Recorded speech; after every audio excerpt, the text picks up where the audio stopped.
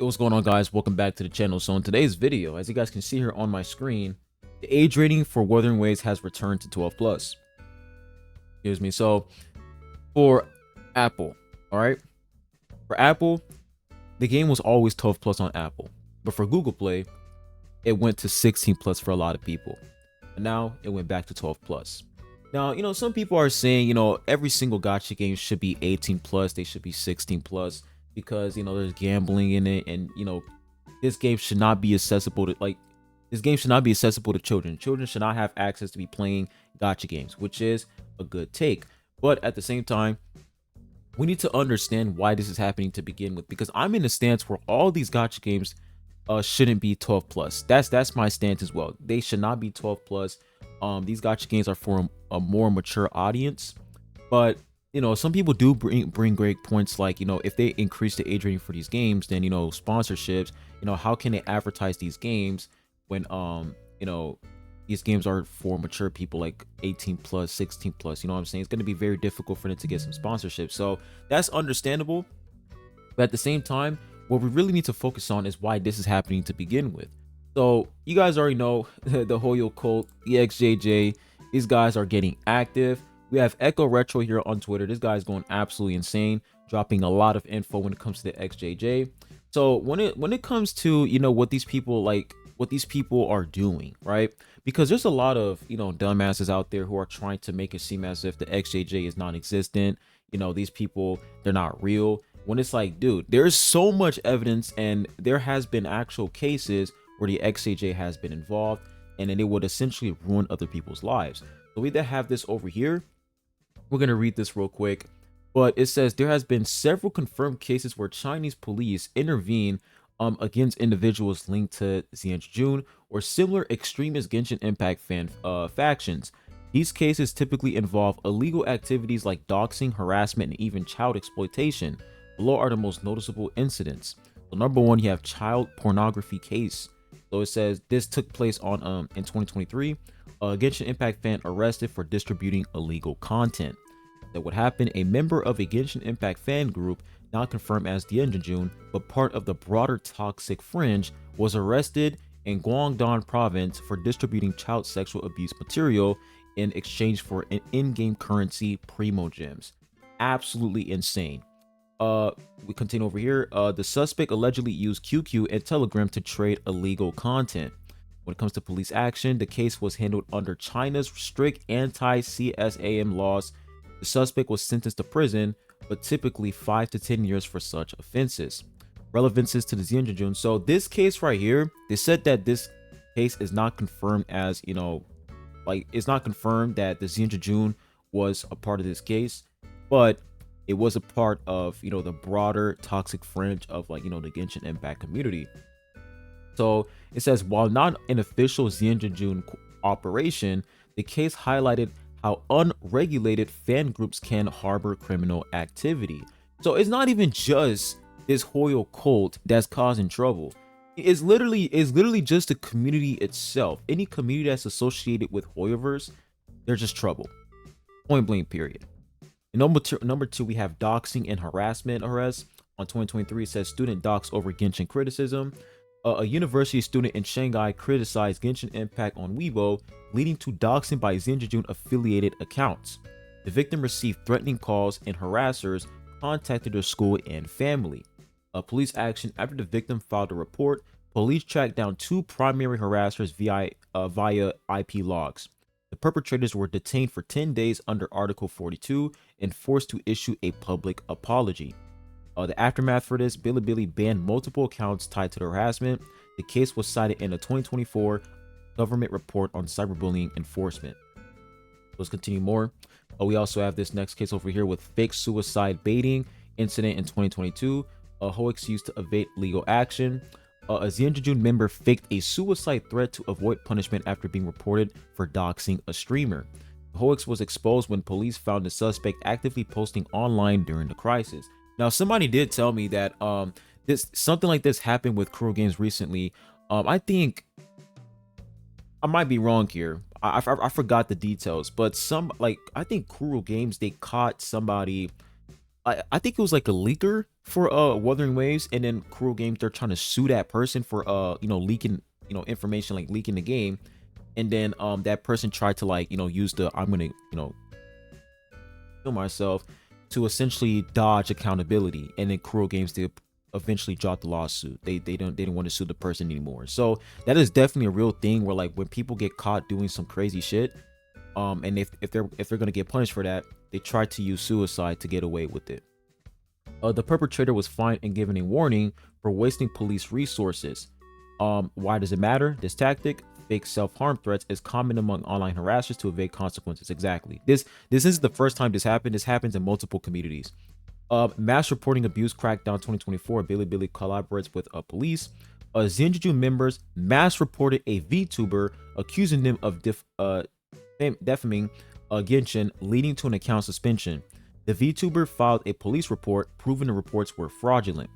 Authorities identified 20 plus accounts involved in a false reporting campaign. Penalties included temporary bans and mandatory internet law education courses. The next case, swatting Hoeks, unconfirmed 2023, false report against critic. No arrests were confirmed, but the incident matches known swatting tactics and gaming feuds. So, like, you guys can already see what the hell is going on, man. These people are absolutely insane. When I dropped my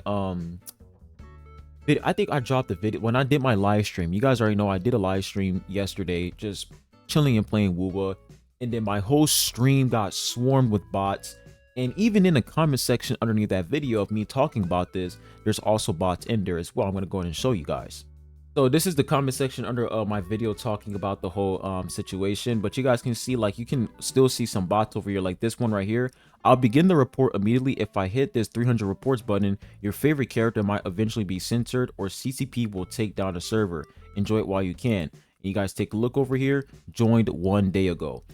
They all made an account on April 14th. That's one thing I noticed. They all made an account on April 14th, and you guys can see Wuthering Wife. When you check their name, it's always correlated to Wuthering Waves. You guys can see dude's just literally just spamming, probably a troll, I have no idea, but just spamming the same nonsense over and over again. We have another person over here, Gooner Wuthering Waves. Somebody told me that this person was also in one of Saint Tontaz's videos. This person says, you may wait and see what happens in the following 2 months if you decide to ban me because I am a Chinese parent. I will start a major report in my community. He does another one saying, I'll begin the report immediately. If I hit this 300 reports button, your favorite character might eventually be censored, or CCP will take down the server. Literally saying the same shit this person said over here. You take a look at his account, joined 1 day ago, which was April 14th. So you guys can already see what's going on, man. It's like now these bots, they're even going after CCs like Sticks also. He went through the same thing as well. He had a live stream, and then I think there was like 7 bots that came through. It was probably one person who was just fucking going crazy, booting up different proxies or whatever, just straight up attacking him in his live stream. It's getting out of control, man. It really is getting out of control.